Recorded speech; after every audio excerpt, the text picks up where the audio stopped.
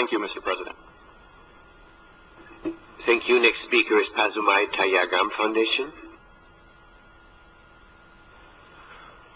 Thank you, Mr. President.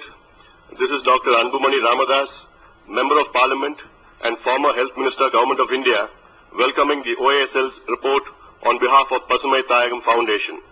I speak on behalf of the 77 million people of Tamil Nadu in India who are concerned about the welfare, rights and dignity of the Tamil community in Sri Lanka. We thank the Office of the High Commissioner for Human Rights for their strong and comprehensive report on the war crimes and crimes against humanity committed during and after the war in Sri Lanka. As High Commissioner stated in his report that for accountability to be achieved in Sri Lanka, more than a domestic mechanism is needed. Sri Lanka has categorically stated that only a domestic mechanism would be allowed.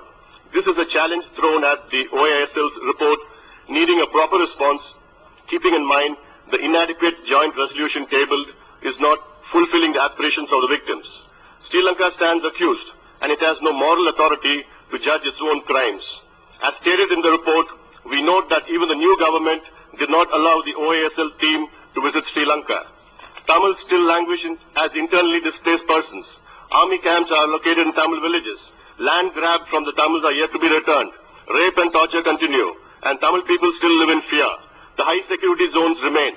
We also bring to attention the resolution passed by the Tamil Nadu State Assembly in India on September 16, 2015, that called on India to move a strong resolution at the UNHRC seeking an international probe against Sri Lankan government's human rights violation and war crimes. The silence of the government of India to the pleas of the people of Tamil Nadu for demanding an international inquiry is highly disappointing. Pasumai Tayagam urges UNHRC to set up offices in the north and east of Sri Lanka to give adequate witness protection. We call upon the international community to establish an international judicial process and accountability mechanism to ensure credible justice is done in Sri Lanka. Thank you, Mr. President. Thank you. Next speaker is Liberation.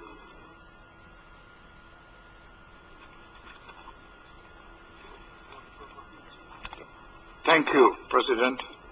We give a cautious but hopeful welcome